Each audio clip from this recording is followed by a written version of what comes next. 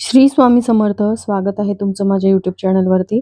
आजचा दिवस तुम्हाला खूप छान सुखाचा समाधानाचा जाऊ देत, हीच मी स्वामींच्या चरणी प्रार्थना करते आणि आजच्या या नवीन व्हिडिओला सुरुवात करते.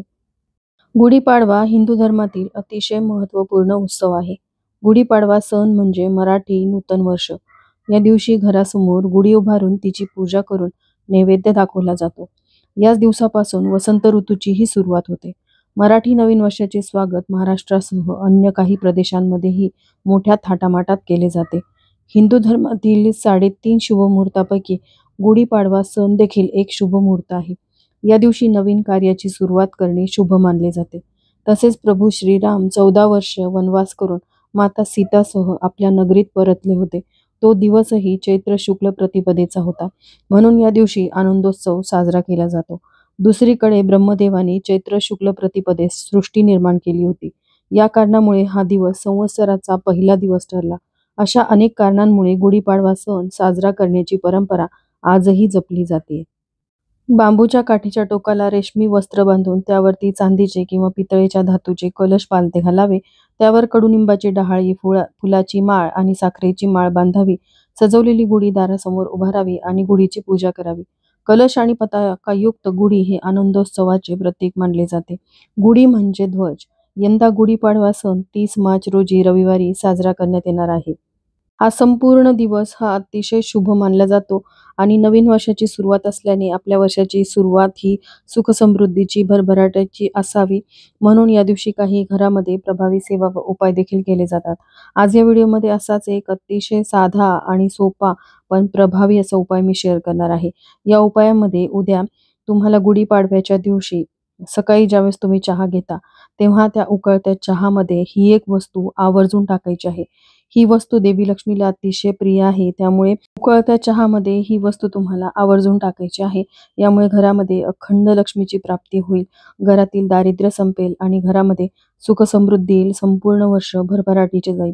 तर हा उपाय कशा प्रकारे करायचा आहे, उकळत्या चहामध्ये जी वस्तू टाकायची आहे ती नेमकी कोणती आहे, याचं काय महत्त्व आहे, ही संपूर्ण माहिती जाणून घ्यायची असेल तर व्हिडिओ स्किप न करता शेवटपर्यंत बघा. चॅनलवरती पहिल्यांदा आला असाल तर नक्कीच सबस्क्राईब करा आणि असेच नवनवीन माहितीपूर्ण व्हिडिओ बघण्यासाठी बेल आयकॉनलाही क्लिक करा.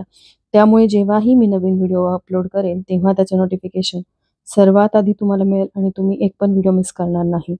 तर पहा, उद्या गुढीपाडव्याच्या दिवशी उकळत्या चहामध्ये ही वस्तू टाकायची आहे. तर आता बऱ्याचदा असं होतं की आपल्या घरामध्ये काही व्यक्ती अशा असतात ज्या अजिबात चहा घेत नाहीत. तरी देखील त्यांना एक घोट का होईना उद्याच्या दिवशी चहा हा प्यायचा आहे. घरातील लहानांपासून मोठ्यांपर्यंत सर्वांना तुम्ही हा चहा प्यायला द्यायचा आहे. अखंड लक्ष्मी प्राप्तीसाठीचा हा उपाय आहे, त्यामुळे प्रत्येकाने आवर्जून हा उपाय करावा. कारण आयुष्य जगण्यासाठी पैसा म्हणजेच लक्ष्मी ही सर्वात महत्त्वाचा घटक आहे. पैसा कमवण्यासाठी मनुष्याजवळ चांगले कौशल्य असायला हवे, पण खूप मेहनतही करावी लागते. जेव्हा पैसा विपुल प्रमाणात असतो तेव्हा तो स्वप्न साकारण्यास मदत करतो. जेव्हा पैसा कमी असतो तेव्हा आर्थिक आव्हाने उभी राहतात. आर्थिक समस्या कोणालाही येऊ शकतात. या वेगवेगळ्या कारणांमुळे उद्भवू शकतात, जसं की नोकरी गमावणे, कर्जबाजारीपणा होणे किंवा अचानकपणे औषधोपचारांवर होणारा खर्च, व्यवसायात होणारे नुकसान इत्यादी. आर्थिक समस्या ह्या नेहमी चिंता आणि नातेसंबंधातील समस्या, तणाव, आरोग्य बिघडणे इत्यादीशी संबंधित असतात. पण योग्य वेळेत आणि योग्य रीतीने केलेल्या उपायांमुळे व्यक्तीच्या जीवनात निश्चितच आनंद आणि कामामध्ये यश मिळायला लागतं. आता हा उपाय केल्याने आपल्याला म्हणजे कष्ट घेण्याची गरज नाही असं नाही. पण काही विशिष्ट तिथींवरती ज्योतिषशास्त्रामध्ये मानवी जीवनाशी संबंधित काही उपाय आहेत, ते जर आपण केले तर आपले जीवन थोडे सोपे केले जाऊ शकते. पण त्यावर योग्य उपाय करणे फार महत्त्वाचे आहे. मान्यतेनुसार व्यक्तीच्या जीवनात निश्चितच या उपायांमुळे आनंद आणि कामामध्ये यश मिळते. घरामध्ये सकारात्मक ऊर्जा येते. त्याचबरोबर उपाय केल्याने आर्थिक अडचणीसह अनेक कामातील अडथळे दूर होतात आणि गुढीपाडवा हा नवीन वर्षाची सुरुवात आहे. नवीन वर्षाची सुरुवात ही सुखसमृद्धीची जावी आणि संपूर्ण वर्ष जे आहे ते भरभराटीचं जावं, यासाठी हा उपाय तुम्हाला करायचा आहे. कारण या उपायामुळे आर्थिक संकटातून मुक्त होतो दीर्घकाळासाठी. म्हणूनच हा अतिशय साधा पण अत्यंत प्रभावी असा उपाय आहे. तर आता हा उपाय करण्यापूर्वी उद्या तुम्हाला म्हणजेच गुढीपाडव्याच्या दिवशी पहाटे लवकर उठायचं आहे. या दिवशी ब्रह्मदेवाने सृष्टीची निर्मिती केली होती, त्यामुळे शक्य असेल तर ब्रह्ममुहूर्तावरती उठण्याचा प्रयत्न करायचा. उठल्यानंतर सगळ्यात आधी घराची स्वच्छता करायची आहे. स्वच्छता केल्याशिवाय अंघोळ करायची नाही.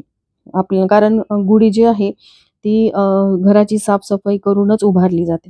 त्यामुळे ही गोष्ट तुम्हाला लक्षात ठेवायची आहे. त्यानंतर उद्याच्या दिवशी न चुकता तुम्हाला अंघोळीच्या पाण्यामध्ये चिमूटभर हळद आणि कडुनिंबाचा पाला टाकायचा आहे आणि संपूर्ण कुटुंबातील सदस्यांनी या 2 वस्तू टाकून अंघोळ करायची आहे. अंघोळीनंतर उद्याच्या दिवशी न चुकता सूर्यदेवाला अर्घ्य द्या. त्यानंतर तुम्हाला देवपूजा करायची आहे. देवपूजा केल्यानंतर मग तुम्ही घरामध्ये गुढी उभारायची आहे. आता गुढी जी आहे ती सकाळी-सकाळीच उभारली जाते. पण बऱ्याच जणांना असं असतं ना, की सकाळी उठल्याबरोबरच चहा पिण्याची सवय असते. तर तसं न करता तुम्हाला सगळ्यात आधी गुढी उभारून घ्यायची आहे आणि त्यानंतर मग तुम्हाला घरामध्ये चहा तयार करायचा आहे. कारण गुढीतून ज्या सकारात्मक लहरी आपल्या घरामध्ये येतात, त्यामुळेच आपल्या घरामध्ये अखंड लक्ष्मी नांदते. आता आपण जो चहा तयार करणार आहोत, तर नेहमीप्रमाणे आपल्याला चहा तयार करायचा आहे. त्यानंतर चहा उकळत आला, की त्यामध्ये ही एक वस्तू टाकायची आहे. ही वस्तू देवी लक्ष्मीला अत्यंत प्रिय आहे आणि ही वस्तू म्हणजे आपल्याला थोडीशी दालचिनी घ्यायची आहे. दालचिनी आपल्या प्रत्येकाच्या स्वयंपाकघरामध्ये असते. त्या दालचिनीचा तुकडा घ्यायचा आणि तो तुकडा उकळत्या चहामध्ये टाकायचा. तुकडा टाका किंवा तुम्ही दालचिनी कुटून घेऊ शकता आणि ही दालचिनी जी आहे ते तुम्हाला उकळत्या चहामध्ये टाकायची आहे आणि तो चहा तुम्हाला घ्यायचा आहे. आता आपल्या घरातील लहान मुलं चहा घेत नसतात, दूध पितात, तर त्यांच्या दुधामध्ये थोडासा एक घोटभर चहा तुम्ही मिक्स करून त्यांना तुम्ही ते दूध प्यायला देऊ शकता. आता घरामध्ये अशा काही व्यक्ती असतात, की ज्या अजिबात चहा घेत नाही, दूधच घेतात. त्यांना देखील थोडासा घोटभर का होईना एक अर्धा चमचा तुम्हाला हा चहा प्यायला द्यायचा आहे. याचं कारणही तसंच आहे, की यामुळे सर्व आजार जे आहेत ते दूर होतात. आपल्याभोवती असलेली नकारात्मकता दूर होते. दालचिनीचा हा चहा गुढीपाडव्याच्या दिवशी केल्यामुळे आपल्या आयुष्यातील आर्थिक समस्या ज्या आहेत त्या हळू-हळू दूर होतात. त्याचबरोबर अजून एक उपाय तुम्हाला करायचा आहे. बघा सकाळी आपण गुढी उभारल्यानंतर संध्याकाळी म्हणजे सूर्यास्तानंतर ती गुढी जी आहे ती उतरवत असतो. तर आपण संध्याकाळी सर्वप्रथम देवघरासमोरील दिवा लावायचा, धूप अगरबत्ती लावायची, तुळशीसमोर दिवा लावायचा. त्यानंतर एक दिवा आपल्याला सोबत घ्यायचा आहे. हळदी-कुंकू अक्षता सोबत घ्यायच्या आहेत आणि त्यानंतर गुढीचं पूजन करायचं. सर्वप्रथम गुढीला तुम्हाला थोडंसं हलवायचं आहे. हलवल्यानंतर मग 15-20 मिनिटानंतर ती गुढी जी आहे ती उतरून घ्यायची आहे. गुढीवरती आपण जो तांब्या पालथा ठेवतो, त्या तांब्यामध्ये आपल्याला एक वस्तू भरून ठेवायची आहे. तर तो कलश आपल्याला घ्यायचा आहे आणि त्यामध्ये आपल्या स्वयंपाकघरातील जे तांदूळ असतात, ते तांदूळ भरून घ्यायचे आहेत आणि त्यानंतर आपल्याला देवघरासमोर हा कलश ठेवायचा आहे आणि त्यावरती आपल्याला एक सुपारी ठेवायची आहे. हा कलश आपल्याला देवघरासमोर गुढीपाडव्याच्या दिवशी रात्रभर ठेवायचा आहे. यामुळे देखील देवी लक्ष्मी घरामध्ये स्थिर राहण्यासाठी मदत होते. आता दुसऱ्या दिवशी तुम्हाला सकाळी उठल्यानंतरनं अंघोळ वगैरे झाली, की मग तुम्हाला देवपूजा करण्याच्या आधी तो कलश जो आहे तो देवघरासमोरून उचलायचा आहे. उचलल्यानंतरनं यावरची असलेली सुपारी काढून घ्यायची आहे. या कलशामध्ये भरून ठेवलेले तांदूळ जे आहे ते थोडेसे तुम्हाला पक्ष्यांना खायला घालण्यासाठी ठेवायचे आणि उर्वरित तांदूळ तुम्ही तांदळाच्या डब्यात टाकायचे आहेत आणि थोडेसे तांदूळ तुम्हाला घ्यायचे आहेत आणि या सुपारीसह एक लाल रंगाच्या कपड्यामध्ये हे तांदूळ बांधून ती जी पोटली आहे ती तुम्हाला देवघरात किंवा तुमच्या नोकरी व्यवसायाच्या ठिकाणी म्हणा किंवा तुमच्या घरामध्ये जिथे तुम्ही पैसा वगैरे ठेवता त्या तिजोरीमध्ये ठेवायची आहे. हा अतिशय प्रभावी उपाय आहे. या उपायामुळे देखील घरामध्ये अखंड लक्ष्मी नांदू लागते, घरामध्ये सुख समृद्धी येते आणि वर्षातून आपल्याला एकदाच हा उपाय करता येतो. कारण या कलशावरती ज्या प्रतिकात्मक लहरी येतात त्यामुळे घरामध्ये सकारात्मक ऊर्जा संचारते. देवी लक्ष्मी आपल्या घराकडे आकर्षित होते. म्हणून हा उपाय आपल्याला करायचा आहे. तर चला याबरोबरच आजचा हा व्हिडिओ मी इथेच एंड करते. व्हिडिओ आवडला असेल, थोडा जरी हेल्पफुल वाटला असेल तर लाईक, शेअर, सबस्क्राईब करा. श्री स्वामी समर्थ.